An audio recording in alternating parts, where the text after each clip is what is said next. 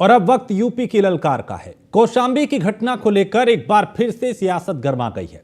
Samajwadi party के supremo Akhilesh Yadav ने कौशाम्बी प्रकरण को लेकर एक्स पर पोस्ट करके यूपी के डिप्टी सीएम केशव प्रसाद मौर्य और ब्रजेश पाठक पर हमला बोला और कहा कि दो भाजपाई डिप्टी सीएम की अंदरूनी लड़ाई में दो समाज के लोगों को लड़वाया जा रहा है। और इस पर डिप्टी सीएम केशव प्रसाद मौर्य ने क्या पलटवार किया, पहले आपको एक रिपोर्ट दिखाते हैं, फिर इस पर चर्चा करेंगे। फिर आमने सामने आ गए अखिलेश और केशव। अखिलेश ने किया केशव और ब्रजेश पर वार।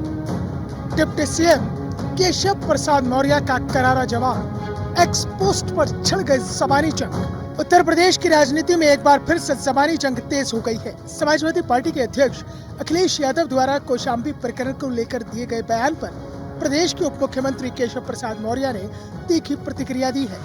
केशव प्रसाद मौर्य ने जातीय राजनीति को लेकर अखिलेश पर जमकर निशाना साधा और कहा कि भाजपा का संकल्प है न्याय सभी को और पक्षपात किसी से नहीं। सोशल मीडिया प्लेटफॉर्म एक्स पर बयान जारी करते हुए केशव प्रसाद मौर्य ने लिखा है कि हमारे लिए ना तो कोई अगड़ा है, ना पिछड़ा है, ना दलित। कानून सभी के लिए समान है।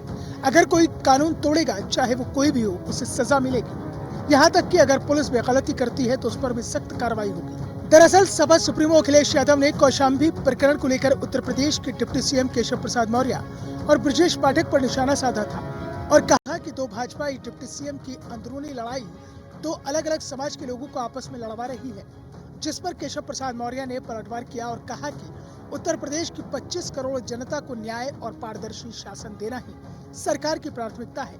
इसके लिए जाति से ऊपर उठकर काम करना होगा।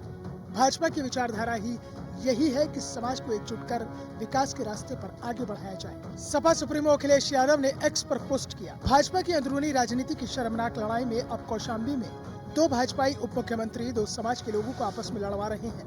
पहले एक उप मुख्यमंत्री ने नाइंसाफी करते हुए पाल समाज के लोगों को मोहरा बनाया, फिर दूसरे उप मुख्यमंत्री ने अपने उस समाज के नाम पर झूठी सहानुभूति दिखाई जो समाज इन दोनों के ऊपर वालों को भी नहीं भाता है। इसलिए पीछे से वो भी सक्रिय हो गए जिनके पहले वाले उप मुख्यमंत्री से पुरानी खींचतानी है और फिर इन ऊपर वालों के ऊपर वालों की भी आपस में टकराहट है। इसलिए केंद्र वाले कौशाम्बी की राजनीति करने वालों के साथ खड़े हैं। ध्यान से समझा जाए तो ये भाजपा के अंदर की राजनीति में मचा एक बड़ा घमासान है, जिसमें दो या दो से ज्यादा समाजों को आपस में भिड़वाकर कौशाम्बी, लखनऊ, दिल्ली की भाजपाई राजनीति अपना विभत्स खेल खेल रही है, जिसका शिकार जनता हो रही है। इस लड़ाई में वो भी कूद पड़े हैं जिनका समाज सत्ता सजातीय राजनीति का विशेष रूप से शिकार और लगातार सत्ता के निशाने पर है, जिसके कारण दूसरे उप मुख्यमंत्री अपने समाज पर हो रहे अत्याचार और अपमान पर अपनी कुर्सी बचाने के लिए सुविधाजनक चुप्पी साधे बैठे हैं। कौशाम्बी के मामले में उनको लगा कि जब वो कुछ सक्रियता दिखाएंगे तो शायद सत्ता द्वारा निरंतर उत्पीड़ित और अपमानित किए जा रहे उनके समाज में वो मुंह दिखाने लायक बन जाएंगे। सच तो ये है कि भाजपाइयों को जनता या किसी समाज की कुछ नहीं पड़ी है। सब अपनी अपनी खो चुकी जमीन की संभावना फिर से तलाशना चाहते हैं, लेकिन अब जनता पूरी चौकन्नी है और जागरूक है। वो भाजपा की विभाजनकारी नकारात्मक राजनीति को अब और पनपने नहीं देगी। शीर्ष भाजपाइयों और शिखर भाजपाइयों के आपसी झगड़े के कारण हर वर्ग और समाज बीच में पिस रहा है। सच्चाई तो यह है कि समाज को बांटना और लड़ाना ही भाजपाइयों की पुरानी साजिशाना सियासत रही है, जिसे उन्होंने उन अंग्रेजों से सीखा है जिनका उन्होंने हमेशा साथ दिया था।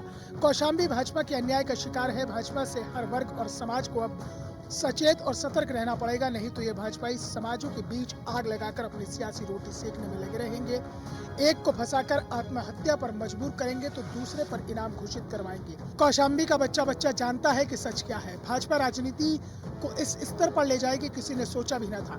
अब जनता भाजपा की बंटवारे की इस राजनीति को समझ रही है और समझदारी से इनके खिलाफ एकजुट हो रही है। यही कारण है कि जहां भी कुछ लोग और समाज भाजपा के विरुद्ध जाते दिखते हैं तो ये भाजपाई उनके बीच झूठे आरोप प्रत्यारोप और एफआईआर और मुकदमों की दीवार खड़ी कर देते हैं। भाजपा के सियासी षड्यंत्र का मुकाबला समाज की एकता ने देना शुरू कर दिया है। इसलिए हर पीड़ित उत्पीड़ित भाजपा को हटाने के लिए लामबंद हो गया है। केशव प्रसाद मौर्य ने अखिलेश यादव पर सीधा हमला करते हुए लिखा, हमारे लिए ना कोई अगड़ा है, ना पिछड़ा है, ना दलित। जो कानून तोड़ेगा उसे सजा मिलेगी, चाहे वो कोई भी हो। अगर पुलिस भी गलती करती है तो उस पर भी कार्रवाई होगी। उत्तर प्रदेश की 25 करोड़ जनता को न्याय और सुशासन देना हमारा संकल्प है। इसके लिए जातिवादी मानसिकता से ऊपर उठना जरूरी है। हम न्याय सभी के लिए, पक्षपात किसी से नहीं नीति पर चलते हैं। यही भाजपा की प्रतिबद्धता है। अखिलेश यादव जी आप बार बार समाज को जातियों में बांटकर राजनीति करना चाहते हैं ताकि अपना वोट बैंक और सपा को सफा होने से बचा सकें। आपको मौर्य, पाल, पासी, दलित जैसे समाजों की चिंता नहीं, सिर्फ उनके नाम पर सिर्फ राजनीति करनी है। आपकी राजनीति का आधार है जातीय उकसावा और झूठी सहानुभूति, लेकिन अब यूपी की जनता जाग चुकी है, सपा के चाल चरित्र को समझती है। वो नफरत की नहीं, विकास की राजनीति चाहती है। आपका जातिवादी एजेंडा नाकाम हो चुका है, सपा डूबता जहाज है।